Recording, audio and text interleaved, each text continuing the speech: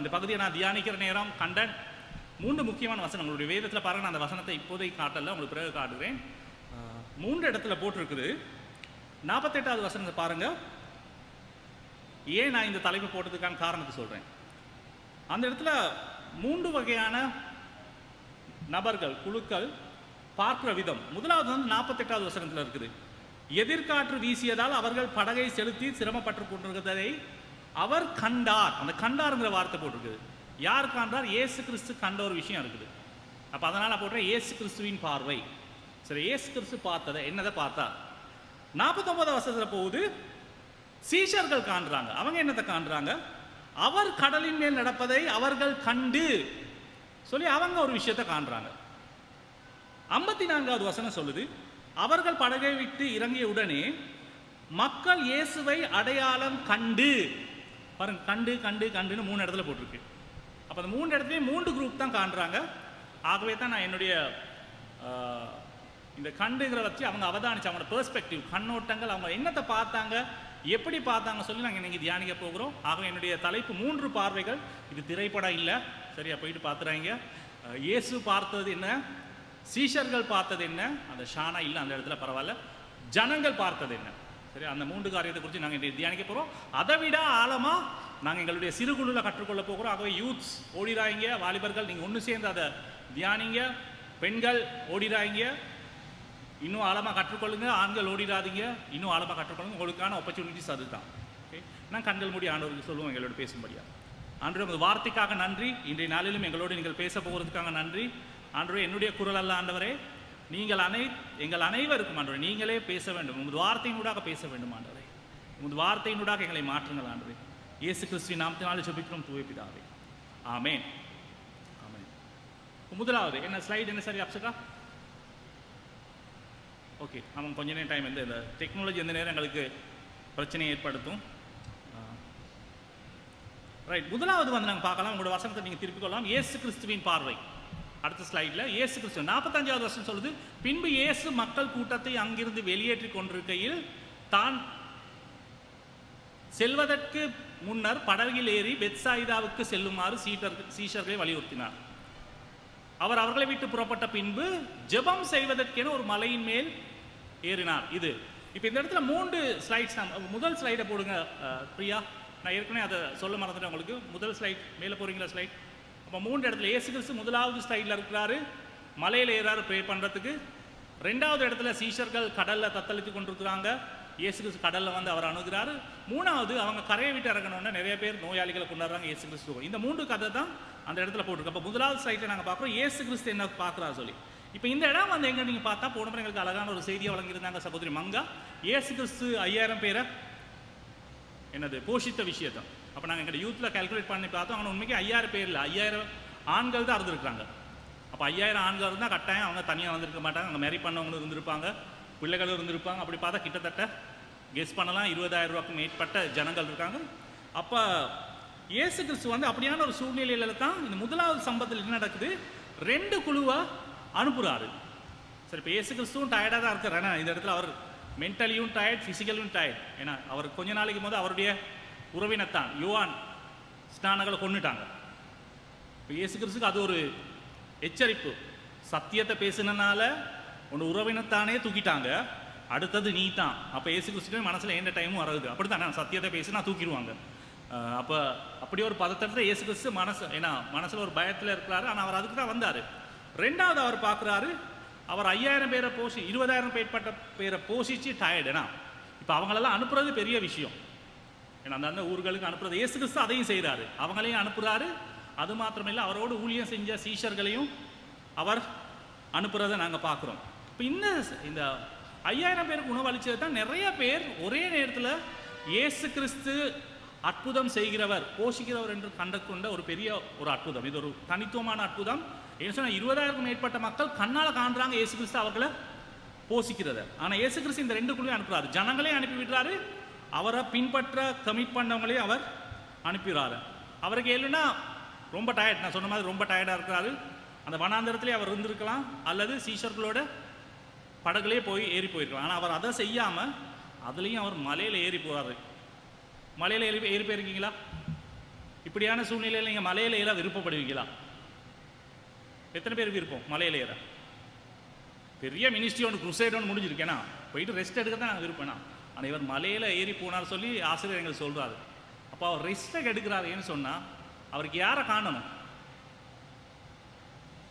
பிதாவை காணணும், ஆண்டவரை பார்க்கணும். ஏன்னு சொன்னால் அவருக்கு அவருடைய வாழ்க்கையில் ஜெபம் ரொம்ப முக்கியம்.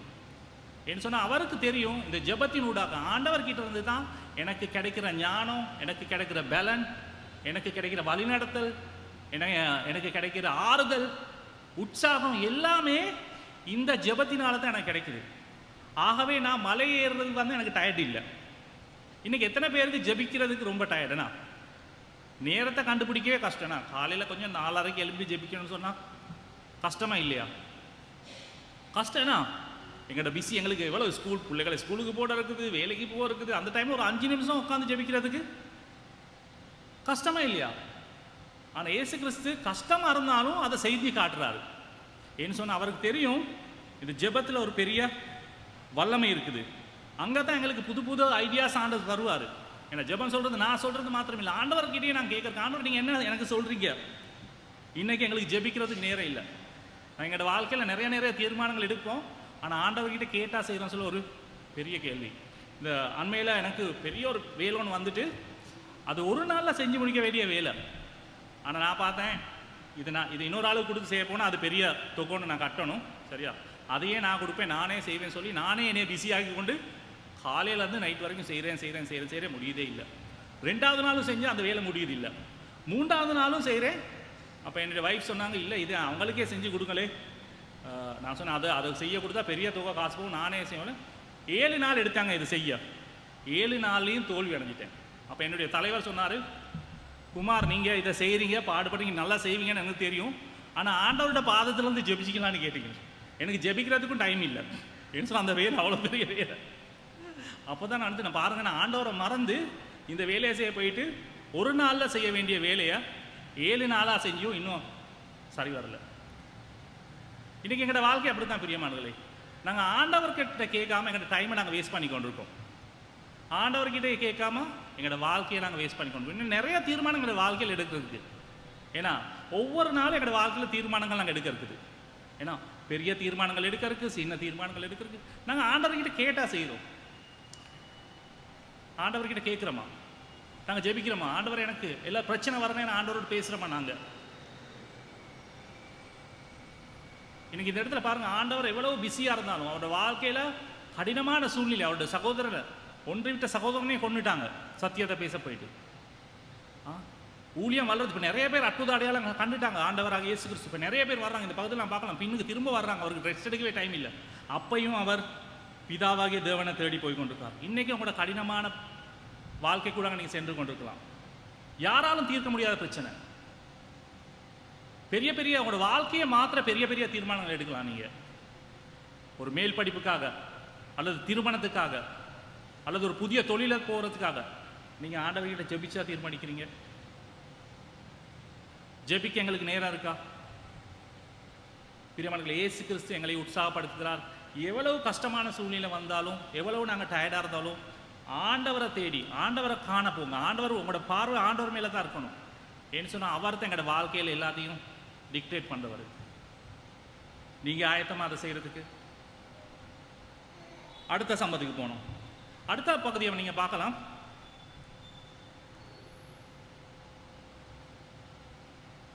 சீஷர்களின் பார்வை. சீஷர்களின் பார்வை நாங்கள் பார்ப்போம். பொழுது சாய்ந்த போது சீஷர்கள் ஏறி சென்ற படகு நடுக்கடலில் போய் கொண்டிருந்தது. அவரோ கரையிலே தனிமையாக இருந்தார். எதிர்காற்று வீசியதால் அவர்கள் படகை செலுத்த சிரமப்பட்டு கொண்டிருந்ததை அவர் கண்டார். இப்போ இந்த இடத்துல இன்னொரு நாங்கள் பார்க்கலாம். இயேசு கிறிஸ்து வந்து ஆண்டவரை கண்டனால தான் அவர் சுற்றி இருந்த பிரச்சனையை அவர் கண்டார். இன்னைக்கு எங்களையே சுற்றி நிறைய பிரச்சனைகள் இருக்குன்னா எங்களுக்கு அது சில நேரம் விளங்காது. என்ன சொன்னால் நாங்கள் ஆண்டவரை தேடுறோம் இல்லை. ஆண்டவரை தேடுன்னு எங்களுக்கு அந்த ஆண்டவர் அந்த பிரச்சனையும் காணக்கூடிய பார்வையை தருவார், அதுலேருந்து விடுதலையை பெறுறதுக்கான பார்வையும் தருவார். இந்த இடத்துல இவங்க சிரமப்படுறது இயேசு கிறிஸ்து காண்றார். ஏன்னா அதிகாலை சுமார் 3, இப்போ இது நடக்குது வந்து ஈவினிங், நீங்கள் மேலே பார்க்கலாம், பொழுது சாய்ந்த போது. ஆனால் இயேசு கிறிஸ்து இதை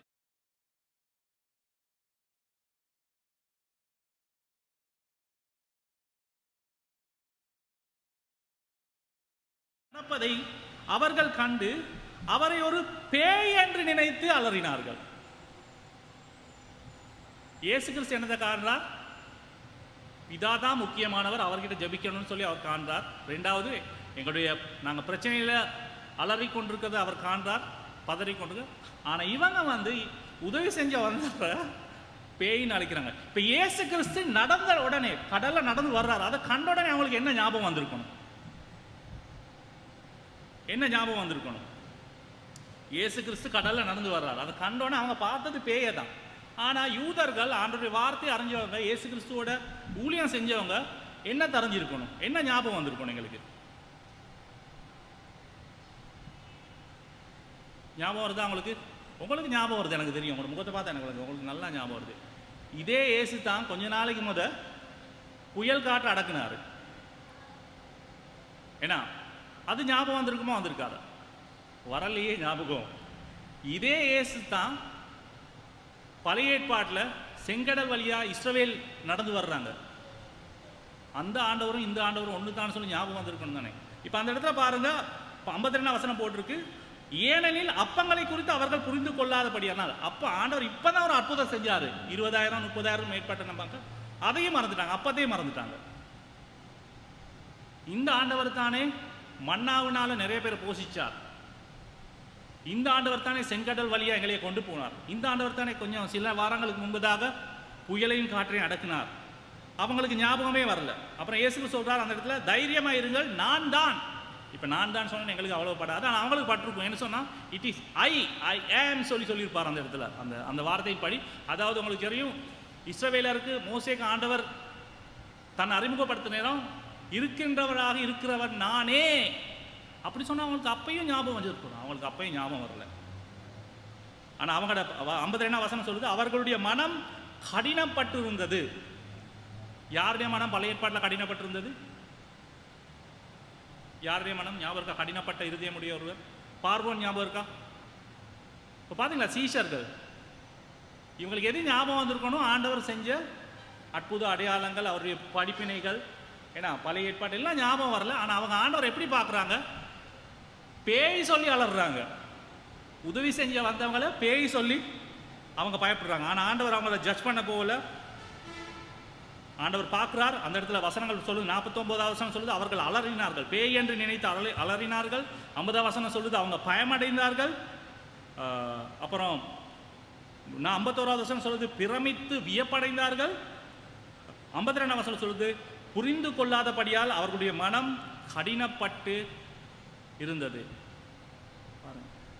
இந்த சாதாரண ஜனங்களை விட இயேசு கிறிஸ்துவை நன்றாக அனுபவிச்ச சீஷர்கள், தலைவர்கள், அப்படி சொன்னதான் எங்களுக்கு விளங்குனா, தலைவர்கள் எதிர்கால சபையை கொண்டு போறவங்களோட மனநிலை இதுதான். உங்களுக்கு ஞாபகம் இருக்கும், ஒரு இடத்துல இயேசு கிறிஸ்து சொல்றாரு, இவன் பிசாசு பிடித்தவன் சொல்லி சொல்றாங்க. ஞாபகம் இருக்கும் உங்களுக்கு? இந்த மார்க்கு புத்தகத்தில் இயேசு கிறிஸ்துவை பார்த்து இவன் பிசாசு பிடித்தவன் தான் சொல்றாங்க. ஆனா சீஷர்கள் என்ன சொல்றாங்க? நீ பிசாசு. எவ்வளவு ஒரு லெவலுக்கு போயிருக்காங்க இந்த தலைவர்கள், ஏன்னா இந்த சீஷர்கள், நீ பிசாசு. இன்னைக்கு பிரியமானவர்களே, நாங்க எப்படி ஆண்டவரை பார்க்கிறோம்? எங்களுக்கு பிரச்சனை வர்ற நேரம் நாங்கள் ஆண்டவர் எப்படி பார்க்குறோம்? அவர் எங்களுக்கு உதவி செய்கிற வர்றவராக பார்க்குறோமா, அல்லது உபத்திரம் செய்கிற வர்றவராக பார்க்குறோம்? சில நேரம் ஆண்டவர் இயேசு கிறிஸ்து உங்களுக்கு தெரியும், இந்த சீஷர்கள் 12 பேர் தான் ட்ரெயின் பண்ணார், அவருக்கு அப்புறம் இதை கொண்டு போக சொல்லி. இந்த சீஷர்கள் தான் சபையை உருவாக்குனாங்க. ஏன்னா அப்போ இந்த சபைக்கு தான் ஆண்டவர் தலைவர்கள் உருவாக்குனாங்க. இன்னைக்கு தலைவர்கள் வர நேரம் எங்களுக்கு அப்படி இருக்குன்னா, சில தலைவர்கள் பார்த்தா பிசாசு மாதிரி தான் விளங்கும். அவங்க ஏதாவது சொல்ல வந்தா, உண்மையை சொல்ல வந்தா பாஸ்டர் பிசாசு மாதிரி விளங்குவார். சில இடத்துல சில நேரம் பாஸ்டருக்கு தலைவர் பிசாசு மாதிரி விளங்குவாங்க, இல்லையா? இந்த சபையில எல்லாம் இல்லைனா வேற சபையில தான் அப்படி நடக்குது. நாங்க எப்படி பார்க்கிறோம் இன்னைக்கு? ஆனா ஆண்டவர் எங்களை ஜட்ஜ் பண்ணாம அவர் சொல்றாரு, தைரியமா இருங்கள், நான் தான், பயப்பட வேண்டாம்னு சொல்றாரு. இன்னைக்கு நாங்க இயேசு கிறிஸ்துவா பார்ப்போமா? அவருடைய வழிமுறைகள், அவர்களை கடித்து கொள்கிற நேரம், அவர்களுக்கு படிப்பிக்கிற நேரம், அவர்களை கண்டிக்கிற நேரம், அவர்களை சீர்திருத்துகிற நேரம் நாங்கள் அவரை ஆண்டவராக பார்ப்போமா? ஆனால் சீஷர்கள் அப்படி பார்க்கல. நீங்கள் பார்க்கலாம் மாற்கு புஸ்தகம் முழுக்க, இந்த மாற்கு புஸ்தகம் நீங்கள் சில நேரம் மாற்கு புஸ்தகம் உங்களுக்கு வெறுத்து போயிருக்கும். ஏன்னா மாற்கு புஸ்தகத்தில் அடிக்கடி இந்த சீஷர்கள்ட பலவீனத்தை பற்றி தான் பேசப்படுது. ஏன்னா சாதாரண ஜனங்களுக்கு இருக்கிற விசுவாசம் கூட இந்த தலைவர்களுக்கு இல்லை, சாதாரண ஜனங்களுக்கு கூட இந்த விசுவாசம் கூட இந்த சீஷர்களுக்கு இல்லை. இவ்வளவு காலம் அற்புதம் அடையாளம் எல்லாத்தையும் அனுபவிச்சு அந்த அனுபவம் கூட இந்த கிறிஸ்தவர்னு சொல்கிறவங்க கிறிஸ்தவர்களுக்கு இல்லை. மாற்கு புஸ்தகம் முழுக்க அதை தான் காண்பிக்குது. இந்த சீஷர்களுடைய விசுவாசம் வந்து சாதாரண மக்களுக்கு இருக்கிற விசுவாசத்தை விட கேவலமாக இருந்துருக்கு. இன்னைக்கு எங்களுடைய விசுவாசம் எப்படி இருக்கு?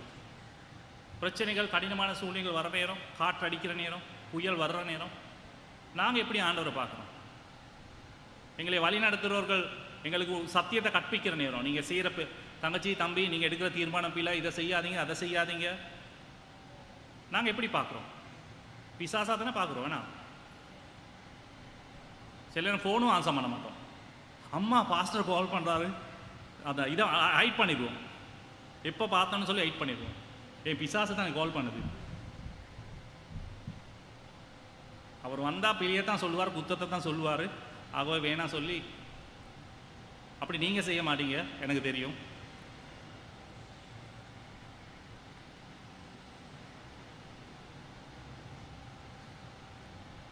மூன்று பார்வைகள்.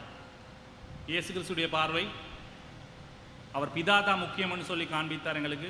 ரெண்டாவது, அவர் எங்களுடைய ஜனங்களுடைய துயரத்தை காண்கிறவராக இருக்கிறார். ரெண்டாவது, சீஷர்களை பார்வை, இவ்வளவு நாள் ஆண்டுடைய வார்த்தையை அறிஞ்சும் கற்றும் அனுபவித்தவங்க அவரை பிசாசை தான் கண்டாங்க. மூன்றாவதும் கடைசியுமான பார்வை, ஜனங்களின் பார்வை. ஜனங்கள், நான் சொன்னேன் 54வது வசனத்தில், அங்கிருந்த மக்கள் இயேசுவை அடையாளம் கண்டு கொண்டார்கள். இப்போ இவங்க ரியாக்ஷனை பாருங்க. இவங்க சாதாரண ஜனம், இயேசு கிறிஸ்துவ டீச்சிங்கை கற்பித்தில் கேட்க வந்தவங்க.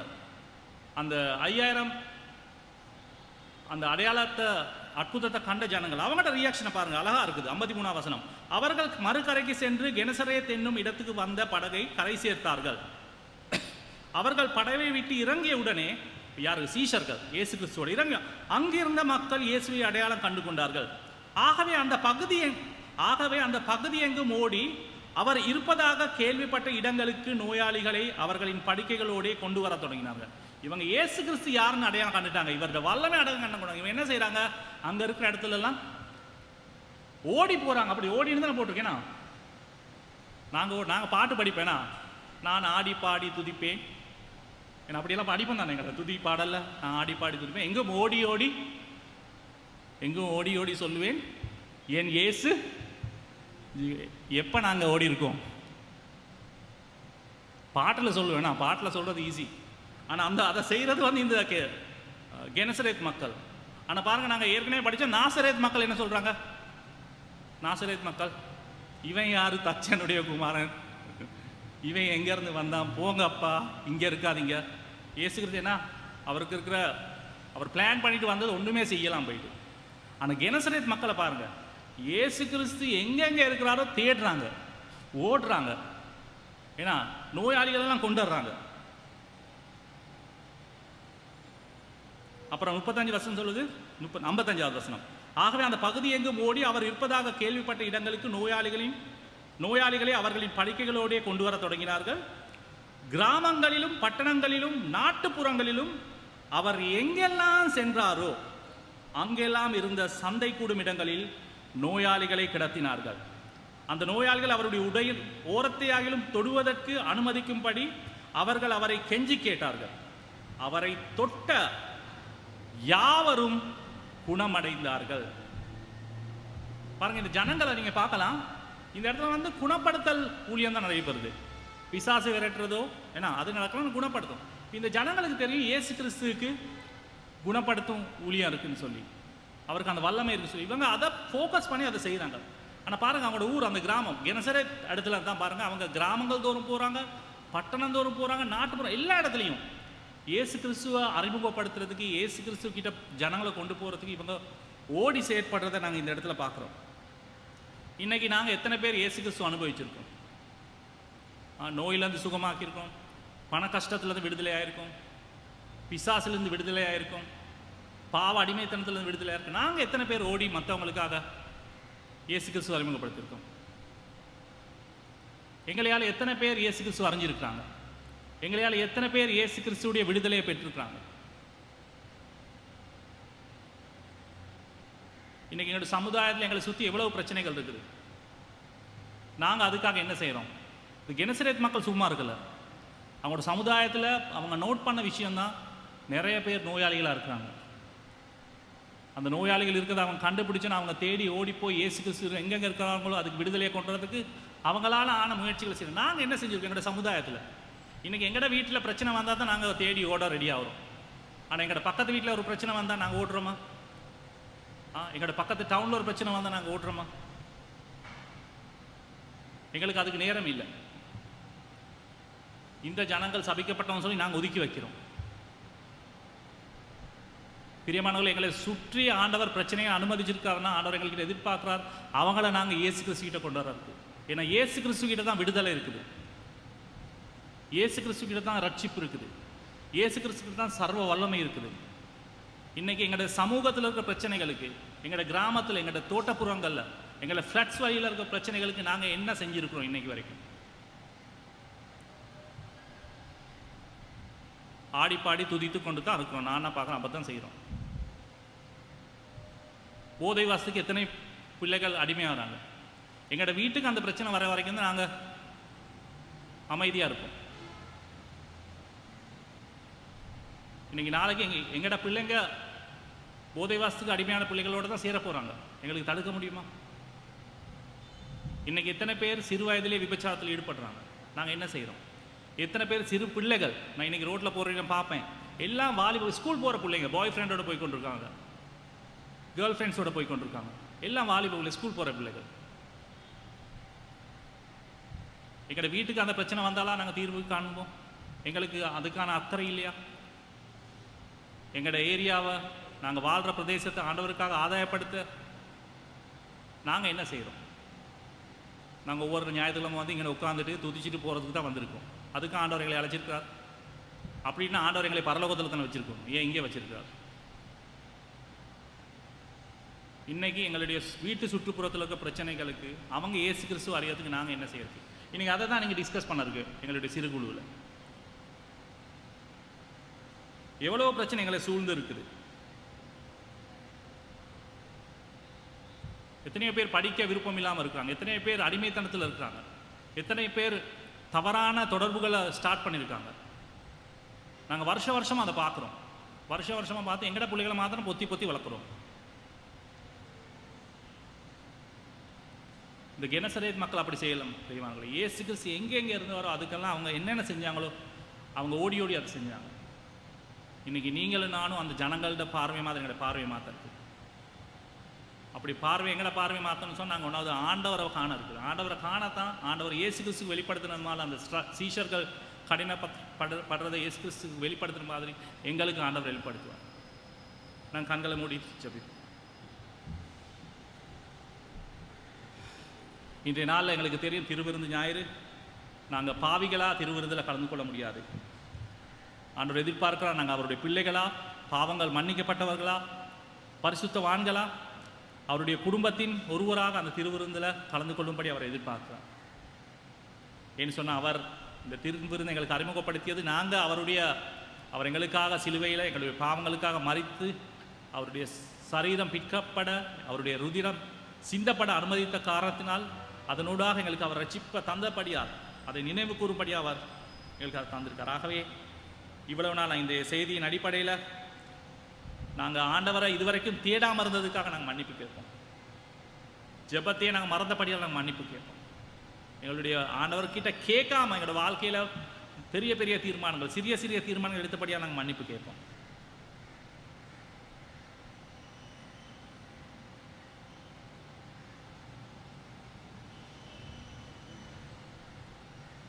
ஆண்டவருடைய வார்த்தையை மறந்தபடியால் நாங்கள் மன்னிப்பு கேட்போம்.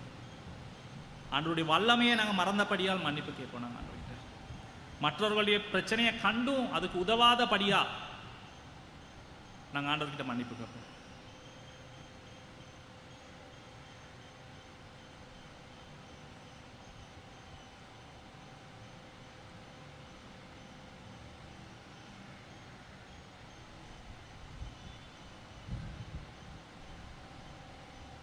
என்னுடைய சமுதாயத்தின் சீர்படுத்தலுக்கு முன்னேற்றத்துக்கு நாங்கள் ஒன்றுமே செய்யாமல் ஒதுங்கி இருந்தபடியாக நாங்கள் ஆண்டவரிடத்த மன்னிப்பு கேட்போம்.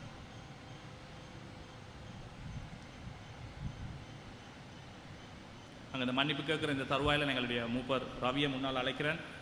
கர்த்தருடைய பந்தியை ஆயத்தப்படுத்தும்படியாக நாங்கள் அனைவரும் அமைதியாக இருந்து ஆண்டவருடைய சன்னிதானத்தில் நாங்கள் மனம் கசந்து ஆண்டவருடைய மன்னிப்பு கேட்போம். எங்களுக்கு விடுதலை பண்ணும்படி ஆண்டவருக்கு சொல்லுவோம். எங்களை பரிசுத்தவானாக மாற்ற, எங்களுக்கு கரைகளை போக்க, புதிய வாழ்க்கையை ஆரம்பிக்க எங்களுக்கு உதவி செய்யும்படி நாங்கள் ஜெபிப்போம். ஆண்டவருடைய வார்த்தை கூறுகிறது, ஆகவே நீங்கள் இந்த அப்பத்தை மன்னிக்கும்படி கேட்டுக்கொள்கிறேன். இப்படி இருக்க எவன் தகுதியின்றி கர்த்தருடைய அப்பத்தை புசித்து அவருடைய பாத்திரத்தில் பானம் பண்ணுகிறானோ அவன் கர்த்தருடைய சரீரத்தையும் இரத்தத்தையும் குறித்து குற்றமுள்ளவனாக இருப்பான். எந்த மனிதனும் தன்னைத்தானே சோதித்தறிந்து இந்த அப்பத்தை புசித்து இந்த பாத்திரத்தில் பானம் பண்ண வேண்டும். ஏனென்றால் தகுதி இல்லாமல் புசித்து பானம் பண்ணுகிறவன் கர்த்தருடைய சரீரம் என்னவென்று நிதானித்து அறியாததினால் தனக்கு நியாய தீர்ப்பு வரும்படி புசிக்கவும் பானம் பண்ணவும் செய்கிறான். இதன் நிமித்தம் உங்களில் அநேகர் பலவீனரும் வியாதி உள்ளவர்களுமாக இருக்கிறீர்கள். அநேகர் மரணமும் அடைந்திருக்கிறார்கள். நம்மை நாமே நிதானித்து அறிந்தால் நாம் நியாயம் தீர்க்கப்பட மாட்டோம்.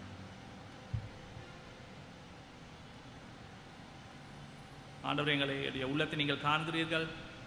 பிதாவே, நாங்கள் உங்களுடைய மன்னிப்பை கேட்டு வருகிறோம். ஆண்டவரே, எங்களுக்கு உதவி செய்யுங்கள். ஆண்டவரே, நாங்கள் பலவீனர்களாக இருக்கிறோம்.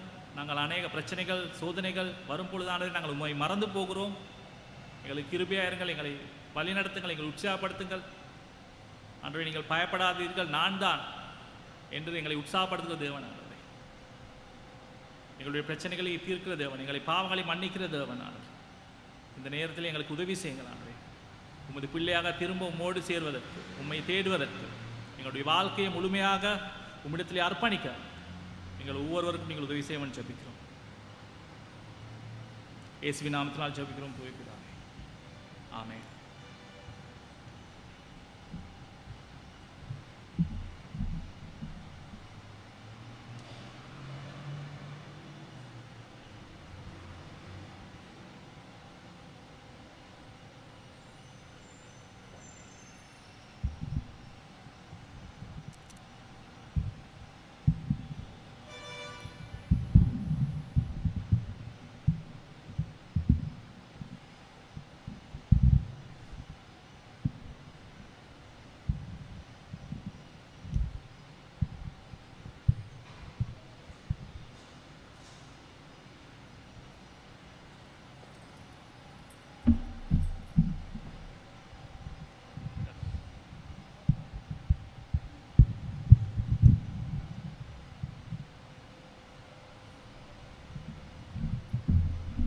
கர்த்தராகிய இயேசு தாம் காட்டிக் கொடுக்கப்பட்ட அன்று ராத்திரியிலே அப்பத்தை எடுத்து ஸ்தோத்திரம் பண்ணி அதை பிட்டு, நீங்கள் வாங்கி புசியுங்கள், இது உங்களுக்காக பிற்கப்படுகிற என்னுடைய சரீரமாக இருக்கிறது, என்னை நினைவு கூறும்படி இதை செய்யுங்கள் என்றார். போஜனம் பண்ணின பின்பு அவர் அந்தபடியே பாத்திரத்தையும் எடுத்து, இந்த பாத்திரம் என் இரத்தத்தினால் ஆகிய புதிய உடன்படிக்கையாக இருக்கிறது, நீங்கள் இதை பானம் பண்ணும் போதெல்லாம் என்னை நினைவு கூறும்படி இதை செய்யுங்கள் என்றார். ஆண்டவரே, நாங்கள் நன்றி செலுத்துகிறோம். நீங்கள் எங்களுக்காக பாடுபட்டு, எங்களுக்காக பிற்கப்பட்ட ஆண்டவரே, எங்களுக்காக இரத்தம் சிந்தி காயப்பட்டு அவமானப்பட்ட ஆண்டவரே, வேதனைகளை அனுபவித்த ஆண்டவரே, எங்களுக்கு இந்த மீட்பை தந்தபடியால் நன்றி. எங்களையும் ஆண்டவரே உமது பிள்ளைகளாக, மகனாக மகளாக தத்தெடுத்தபடியால் நமக்கு நன்றி செலுத்துகிறோம். உமது ஆசீர்வாதங்கள் அனைத்தையும், நித்திய வாழ்க்கையும் ஆண்டவரே, உமது பிரசன்னத்தையும் எங்களோடு பகிர்ந்து கொண்டபடியால் நன்றி செலுத்துகிறோம். ஆண்டவரே, அதை உறுதிப்படுத்தி எங்களுக்கு உம்முடைய பந்தியிலே எங்களையும் ஏற்றுக்கொண்டு எங்களையும் கலந்து கொள்ள செய்ததுக்காக நமக்கு நன்றி. பாவ மன்னிப்புக்காக நன்றி. திரும்ப திரும்ப எங்களுக்கு நீங்கள் மறுவாழ்க்கை தருகிறபடியால் நன்றி. ஆண்டவரே, இந்த கடந்த மாதங்களிலே செய்த பிழைகளை நாங்கள் திரும்பவும் செய்யாது இருக்க எங்களுக்கு கிருபையாக இருங்கள். ஆண்டவரே, எங்களுடைய பொறுப்புகளை நாங்கள் உணர்ந்து செயற்பட எங்களுக்கு உதவி செய்யணும்னு ஜெபிக்கிறோம். இயேசுவின் நாமத்தினால் ஜெபிக்கிறோம் தூய பிதாவே, ஆமென். நாங்கள் வரிசையாக வந்து மற்ற வரிசையாக இங்கே நிற்க தேவையில்லை, நாங்கள் எடுத்துகிட்டு நாங்கள் எங்களுடைய ஆசனங்களில் போய் நாங்கள் அமருவோம். ரவி எங்களுக்கு அப்பத்தை ஷேர் பண்ணுவார், நான் உங்களுக்கு பானத்தை ஷேர் பண்ணுவேன். நாங்கள் அப்புறம் எல்லாரும் ஒன்று சேர்ந்து இதில் பங்கு கொள்வோம். நீங்கள் ஆண்டவராக இயேசு கிறிஸ்துவை சரியாக அறியாமல் இருந்திருந்தா, அவர் யாருன்னு தெரியா இருந்திருந்தா தயவுசெய்து இதில் கலந்து கொள்ள வேண்டாம். இது நாங்கள் ஒரு சடங்காச்சாரமாக செய்கிறோம். ஆகவே இதை நீங்கள் விளங்கி இதில் பங்கு கொள்வது நல்லம்னு சொல்லி நான் உங்களை உற்சாகப்படுத்துகிறேன்.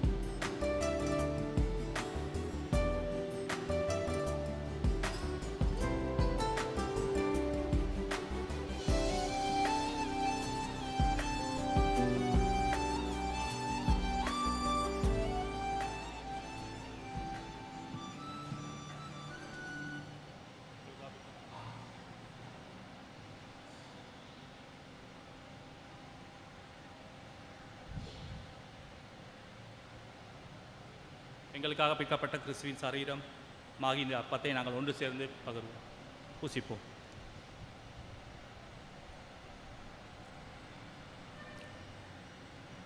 எங்கள் அனைவருக்காகவும் சிந்தப்பட்ட கிறிஸ்துவின் இரத்தமாகி இந்த திராட்சை ரசத்தை நாங்கள் அனைவரும் ஒன்று சேர்ந்து பருகுவோம்.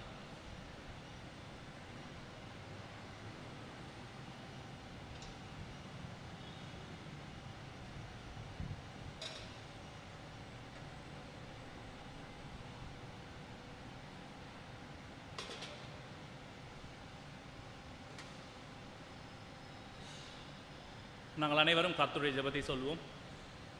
பரலோகத்திற்கு எங்களுடைய பிதாவே, உம்முடைய நாமம் பரிசுத்தப்படுவதாக, உம்முடைய ராஜ்யம் வருவதாக, உம்முடைய விருப்பம் பரலோகத்திலேயே செய்யப்படுகிறது போல பூமியிலேயும் செய்யப்படுவதாக. எங்களுக்கு வேண்டிய ஆகாரத்தை இன்று எங்களுக்கு தாரும். எங்களுடைய எதிராளிகளுக்கு நாங்கள் மன்னிக்கிறது போல எங்களுடைய பாவங்களை எங்களுக்கு மன்னியும். எங்களை சோதனைக்கு உட்பட செய்யாமல் தீமையிலிருந்து எங்களை ரட்சித்துக் கொள்ளும். ராஜ்யமும் வல்லமையும் மகிமையும் என்றென்றைக்கும் உம்முடையவைகளே. ஆமென். நாங்கள் அமர்வோம்.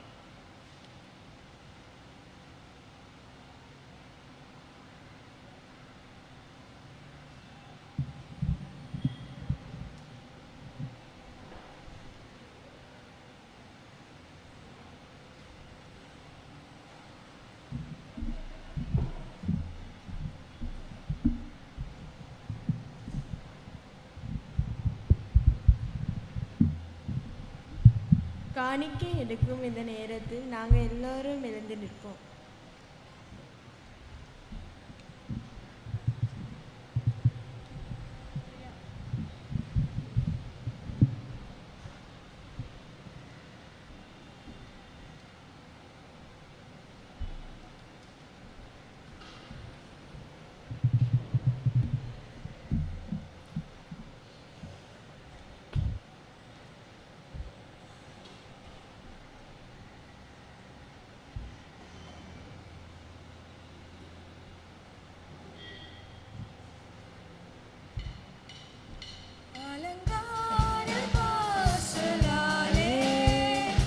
பிரவேசிக்க வந்து நிற்கிறோம்.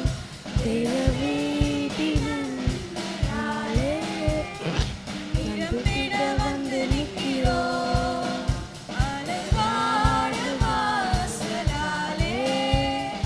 பிரவேசிக்க வந்து நிற்கிறோம். தெய்வ வீட்டிலும் நாளே நிரப்பிட வந்து நிற்கிறோம்.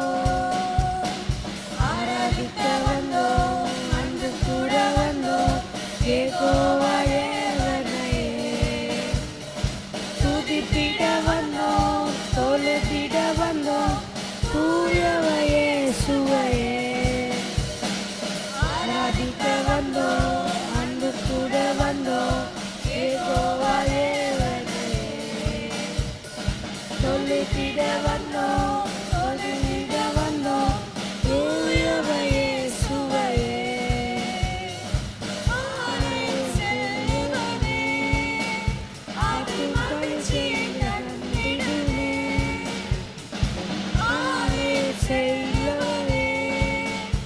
அது மகிழ்ச்சிய தந்திடுவே.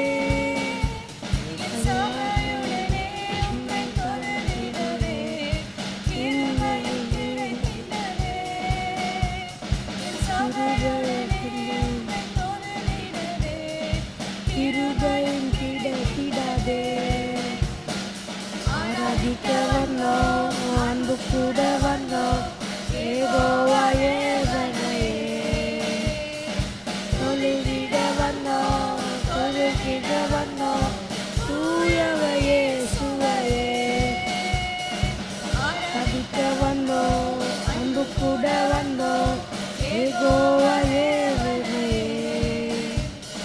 துதித்திட வந்தோம், தொழுகிட வந்தோம், தூயவையே சுவையே.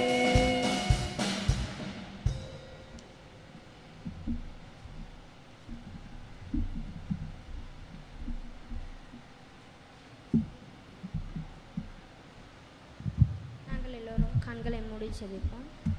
எங்கள் அன்புள்ள தேவனே, அப்பா சுவாமி, இந்த காணிக்கை ஆண்டவரே ஒப்பு கொடுத்து ஜெபிக்கிறேன் சுவாமி. இந்த காணிக்கை ஆண்டவரே சரியான தேவைகளுக்காக ஆண்டவர், ஊழியங்களுக்காக ஆண்டவர் உபயோகிக்க ஆண்டவர் உதவி செய்யுங்க ஆண்டவரே. அதே போல் ஆண்டவரை கொடுக்க முடியாத காரங்களை ஆசீர்வதிங்க சுவாமி, கொடுக்கத்தக்கனாக ஆசீர்வதிங்க சுவாமி. அதே போல் ஆண்டவரை கொடுத்தவங்களை ஆசீர்வதிங்க ஆண்டவரே. அப்பா இயேசுவின் நாமத்தில் ஜெபிக்கிறேன் ஜீவன நல்ல பிதாவே, ஆமென்.